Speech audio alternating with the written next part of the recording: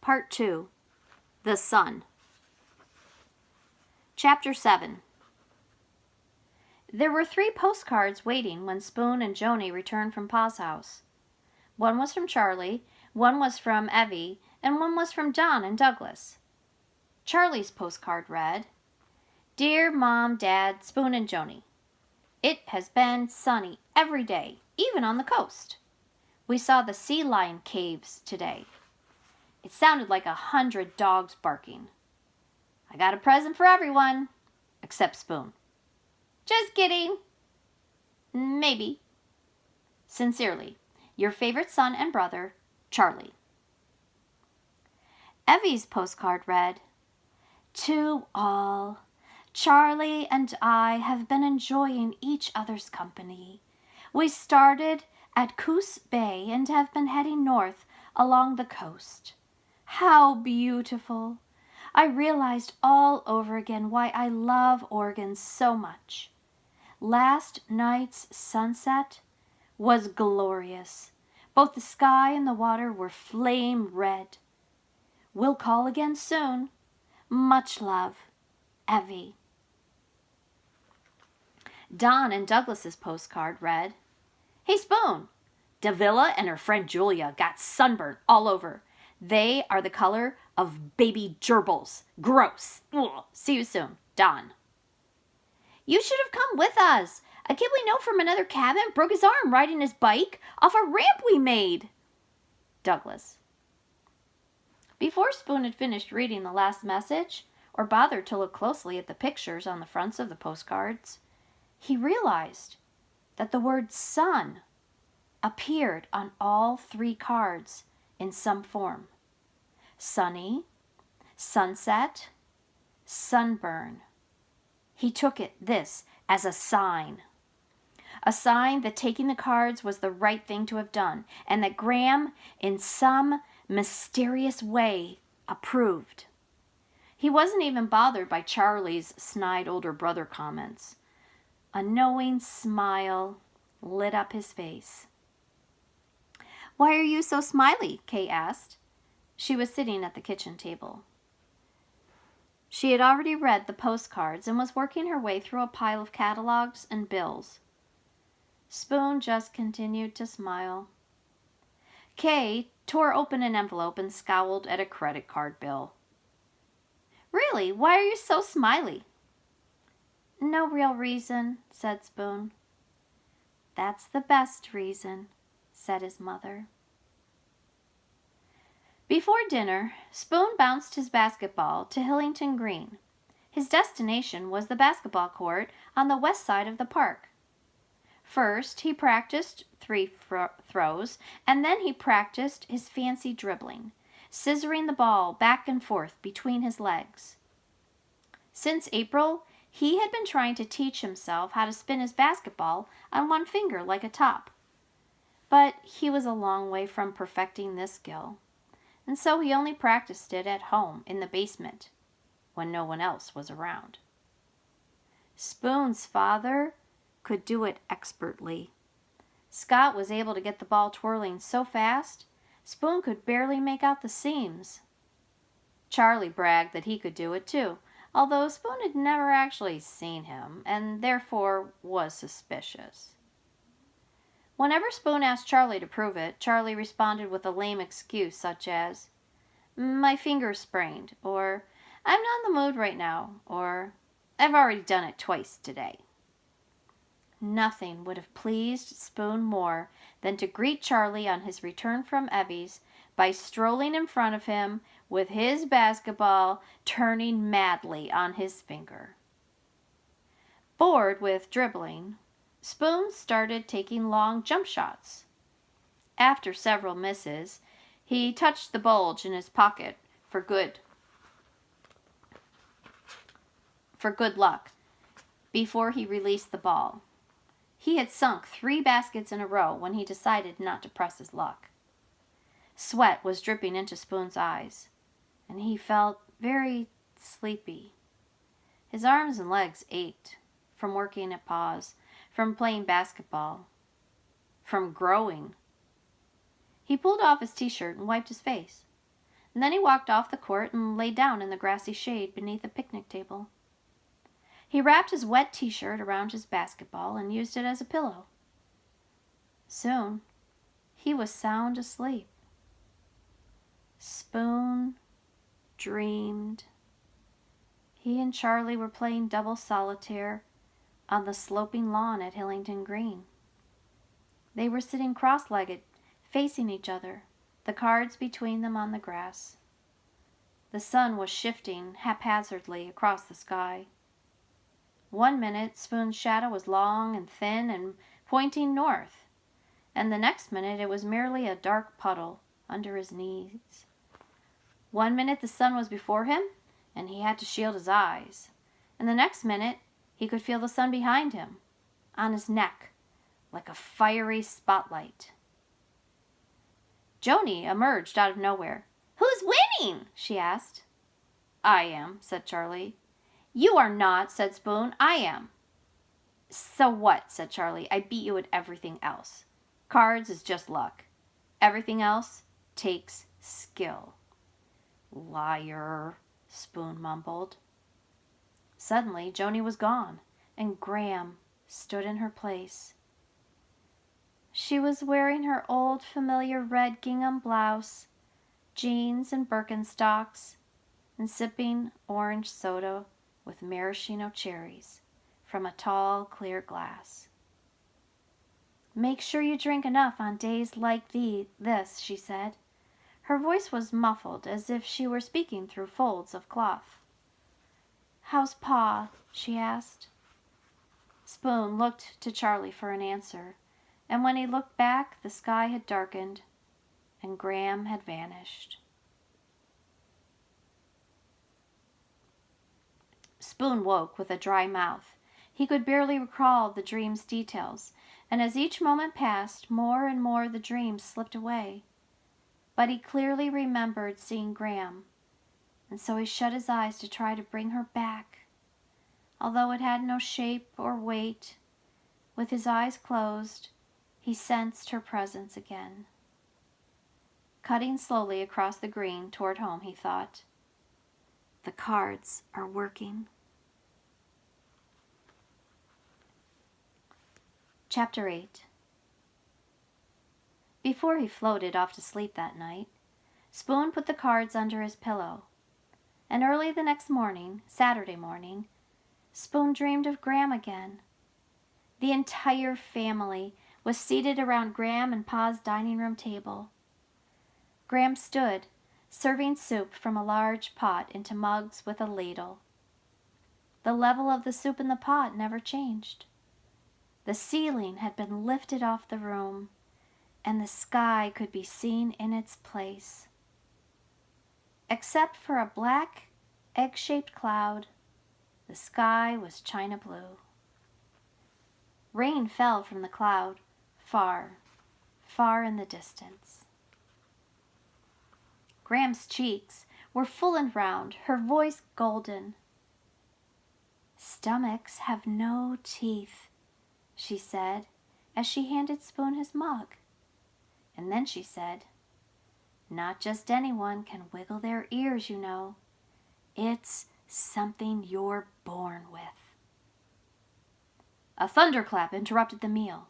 The suns on the walls shook. Another thunderclap, another. Spoon jerked awake to find Joni opening and closing his door. "It's 7 o'clock. Aren't you ever getting up?" Joni said, slamming the door one last time. She stayed in his room, leaning against the door, holding onto the doorknob behind her back. Yawning and stretching, Spoon tumbled out of bed. He padded over to Joni. "What are you going to do today?" she asked, her typical morning question. Spoon nodded his hand into a fist and gave his sister a noogie, a gentle one, though not a serious one that would make her cry. "We'll think of something," he said, but he already knew what he had in mind. Between the time when the new dream was still fresh and when Spoon was giving Joni the noogie, just seconds, the idea for the notebook had popped into his head. Complete. as if one of his teachers had assigned it as a project with specific instructions to follow. He wondered if the notebook had been in the dream too, and he simply couldn't remember it. Or if Graham was somehow guiding him, telling him what to do. "Meet me in the kitchen," Spoon told Joni. Lightly, he brushed her out of his room, dressed, retrieved the deck of cards from under his pillow, put it in his pocket, and sailed downstairs. Joni had eaten earlier, but she had another small breakfast with Spoon. Outside, Scott and Kay moved up and down the garden under large straw hats. "They're thinning the rows and weeding," Spoon guessed. The hats bobbed like boats on a green sea. "Well," said Spoon, drawing his attention away from his parents and back to his sister. He gulped the leftover milk in his cereal bowl so that it had no taste. "We're going to make notebooks." Joni had licked her pinky and stuck it into the sugar bowl. She sucked the sugar off her finger and replaced the lid. Clink! "Notebooks?" "Yes, notebooks." Joni smiled, plain and clear, but then her expression changed. She seemed to be considering something. Her forehead creased with bewilderment. It struck Spoon that usually it was he who was perplexed by Joni and the things she said, not the other way around. "Why?" Joni asked.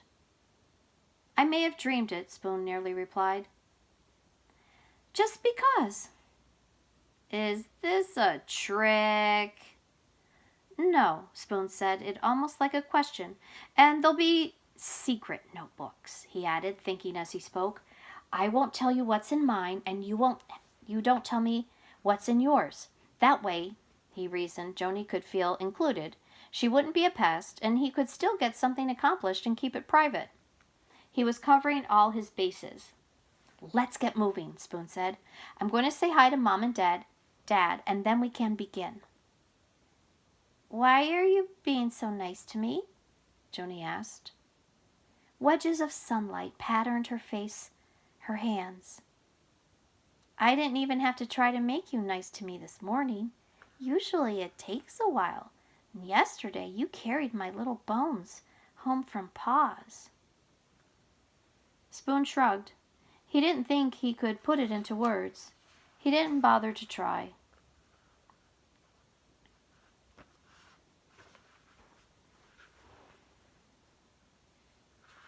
"This one's for you." "And this one's for me," Spoon said. He handed Joni a blue folder and kept the other one, an orange one, for himself.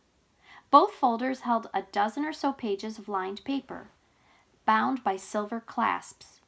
Spoon had used both of the folders for science projects during the last school year. The blue one had read "Clouds," and the orange one, "The Properties of Light," in inch-high block lettering. Using a fat pink eraser, Spoon had done his best to get rid of the colored pencil titles, but the eraser had left pale streaks and tore the paper a bit, so that it looked as though the letters had vaporized, leaving ghostly messages. "You can cover the marks up," Spoon instructed. "Use the crayons and markers." Joni nodded. "Technically," said Spoon, "these are folders with paper, but we're going to call them notebooks." Joni nodded again. "Secret notebooks." "Right," said Spoon. They were lying on their stomachs on the screened back porch, the coolest place to be this time of day. The porch was at the west end of the house, soaked in shadow. Spoon's family didn't have air conditioning.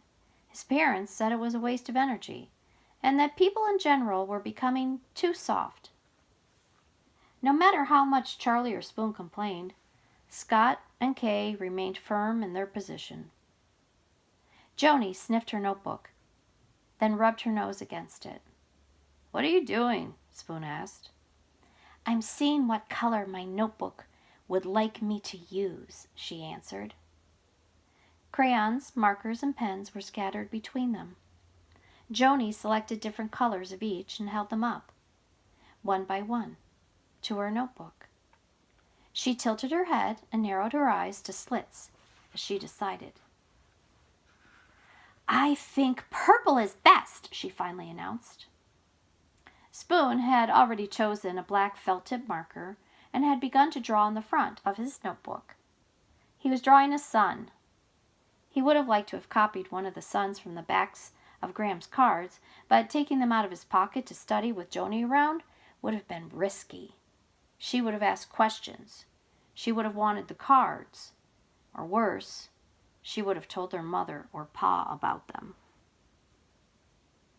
Shielding his drawing from Joni's view with his left arm, Spoon pulled away from his son and looked at it critically. It's okay, he thought. Capturing on paper what he saw in his mind's eye was never easy. His rendering was as close to the sun on Graham's cards as he could get. By darkening a line here, adding a line there, Spoon completed the drawing. He decided against writing a title on the cover. Satisfied, he opened the notebook. On the first page, using a ballpoint pen, he printed "The Sun."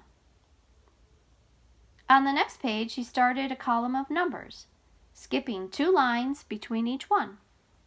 He numbered from 1 to 52. 52, the number of cards in a deck.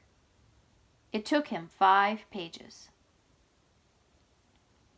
The notebook would be his place to record his memories of Graham, his place to list observations or descriptions or details about her.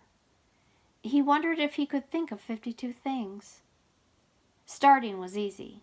He wrote, Number 1, name was Martha, but called Graham. Number 2, collected sons. Number 3, loved to play cards, especially triple solitaire. Spoon tried but failed to recall his 2 new dreams of Graham clearly enough to be able to include them. His thoughts drifted to Graham's funeral and to the cemetery. It was scary how in May, Spoon had seen Graham one day, and then the next day, she was dead. Just like that, and he would never see her again. He saw the casket, which was closed. He saw the hole in the ground at the cemetery. But he would never see Graham again. Quickly, he tried to push those thoughts aside. He didn't want to put things like that in his notebook. Out of the corner of his eye, Spoon could see Joni coloring like mad. The pages in her notebook turned like wings flapping. Spoon tapped out a rhythm with his pen on his notebook while he struggled for something else to write. Something that would be exactly right. Finally, he added to the list. Number 4, laughed hard, more like snorted, when Pa and I wiggled our ears. Number 5, said funny things like stomachs have no teeth when you ate too fast. And number 6, yellow for hello when she answered the phone. What you writing? Joni whispered, leaning forward, her eyes shiny. If I told you, it wouldn't be a secret, Notebook, Spoon said, backing away a little, protecting his notebook. I'll tell you about mine if you tell me about yours, Joni offered. Nope. I'll tell you about mine anyway, Joni said. She sat up and scooted over to Spoon. Suddenly, the soft density of the morning seemed oppressive. The quality of light on the porch and the subtle shift of the shadows told him he'd been doing this long enough for now. Spoon snapped his notebook shut and rose from the floor. Maybe later, he said sharply, but before he walked away, he smiled at her to make up for the tone of his voice.